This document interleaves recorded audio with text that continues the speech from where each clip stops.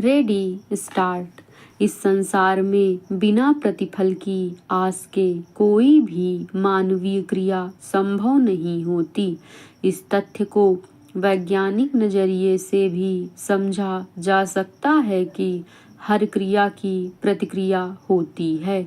इसी तर्ज पर अगर वैश्विक परिदृश्य में अलग अलग कानून और व्यवस्था के उल्लंघन पर दंडित होने का डर नहीं होता, यानी अनुशासित रहकर निर्बाध जिंदगी बसर करने का आश्वासन नहीं होता, तो निश्चित ही फिर इंसान में इंसानियत के कहीं लक्षण दिखाई नहीं देते।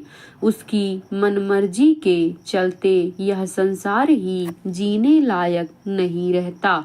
चहुं ओर अराजकता का बोलबाला होता। इस बात को कुछ यूं कहा जाए कि भैंस उसी की होती है जिसके हाथ में लाठी होती है।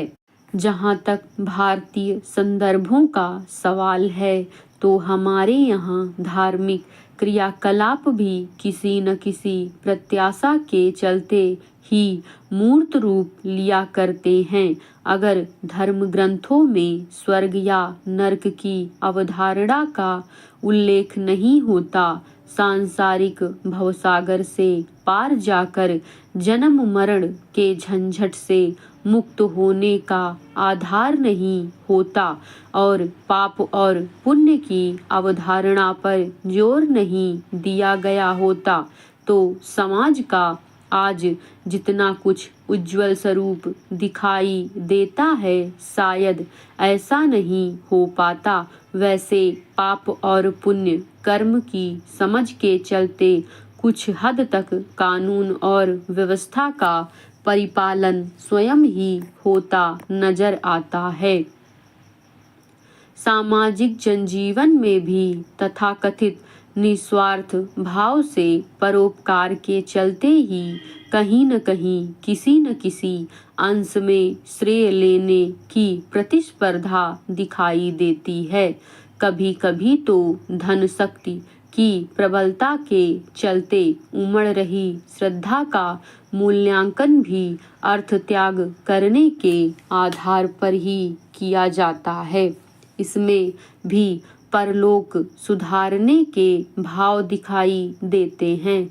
वैसे जाहिर तौर पर विशुद्ध रूप से बिना किसी प्रचार प्रसार के परोपकार की दृष्टि से काम किया जाता है, जिसका प्रत्यक्ष रूप से तो कोई सीधा प्रतिफल नहीं मिलता, लेकिन दाता या कर्ता के अंतर्मन में असीम आनंद की दिव्य अनुभूति अवश्य होती है।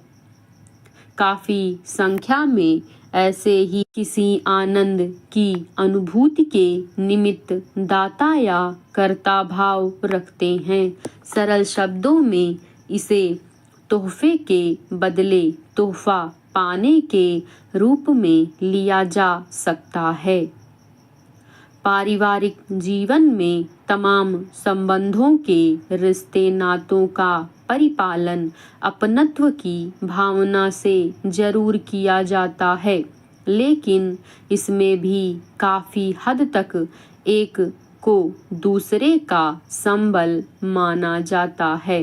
वैसे वंशानुगत रिश्ते भावनाओं से भरे होते हैं, जिसमें लोक लाज और लोक व्यवहार के पालन की भी भावना होती है।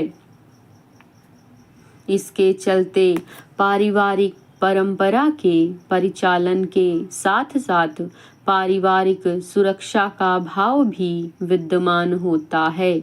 गरज यह कि अंतर्मन की भावनाओं के वेग के वशीभूत पारिवारिक रिश्तों का परिपालन किया जाता है।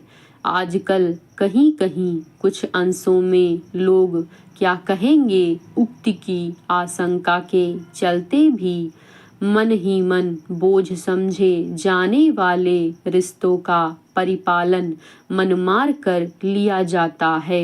यह दिखावा समाज की नजरों में गिरने नहीं देता। दरअसल आजकल समय ही ऐसा आ गया है कि कई रिश्ते स्वार्थ प्रेरित होने लगे हैं। व्यवहार में देखा गया है कि कई बार रिश्तों में इस हाथ दे और उस हाथ ले का गणित काम करता दिखाई देता है। रहा सवाल व्यक्तिगत रिश्ते नातों का, तो इन दिनों व्यावसायिक रिश्ते काफी हद तक पारिवारिक रिश्तों पर भारी पड़ते दिखाई देते हैं। वास्तव में ज्यादातर रिश्ते को निहित स्वार्थ की दृष्टि से देखा जाने लगा है। एक प्रकार से कोई न कोई प्रतिफल की अपेक्षा के साथ परस्पर संबंधों का निर्वहन किया जाने लगा है। जरूरी नहीं कि यह प्रतिफल आर्थिक ही हो। प्रतिफल का स्वरूप सामने वाले द्वारा पूर्व में किए गए उपकार के बदले भी हो सकता है और हम जिस पर उपकार कर रहे हैं उसका भावी प्रतिफल मिलने की आशा से भी हो सकता है। जहाँ तक निहायत व्यक्तिगत संबंधों की बात है, इन संबंधों का आधार एक दूसरे की जरूरत पर निर्भर रहता है। जाहिर है कि यह आधार शारीरिक और मानसिक दोनों ही प्रकार का होता है। आमतौर पर पति पत्नी को हमारी धर्म संस्कृति में 7 जन्मों के साथ के रूप में निरूपित किया जाता है। हालांकि इसमें भावनाओं का सहारा लेकर कुल की मर्यादा के अनुरूप आचरण और व्यवहार का दोनों ही पक्ष शिद्दत से पालन करते दिखाई देते हैं। लेकिन ऐसा रिश्ता भी कहीं न कहीं दोनों हाथों से ताली बजने वाली मानसिक तालिये हुए होता है। एक के संकट में दूसरे का साथ, यह आश्वासन ऐसे रिश्ते में अघोषित रूप से रहता ही है। जीवन साथी से एक दूसरे का जीवन भर का साथ निभाने का समझौता होता है। यह आश्वस्ति प्रतिफल ही तो है। आवरण चाहे जो चढ़ाया जाए, लेकिन सच यही है कि लगभग हर रिश्ता किसी न किसी रूप में प्रतिफल की आस लिए होता है। यही कारण है कि भारतीय परिवेश में तमाम तरह के रिश्तों को कुटुंब या परिवार के अभिन्न अंग के रूप में स्वीकार किया जाता है। दरअसल जमाने का दस्तूर है कि आप किसी के लिए कुछ करेंगे तो सामने वाले आपके लिए कुछ करेंगे, और सामने वाले ने हमारे लिए कुछ किया है तो हमें सामने वाले के लिए कुछ करना होगा। इस संसार में एक तरफा कभी कुछ नहीं होता। इन तमाम बातों का लुआब यही है कि इस संसार में एक हाथ से कभी ताली नहीं बजा कर। अक्सर अनधिकृत रूप से चोरी छिपे या गलत दस्तावेजों और चालबाज बिचौलियों की मार्फत परदेश पहुँचे लोगों को संकट का सामना करना पड़ता है।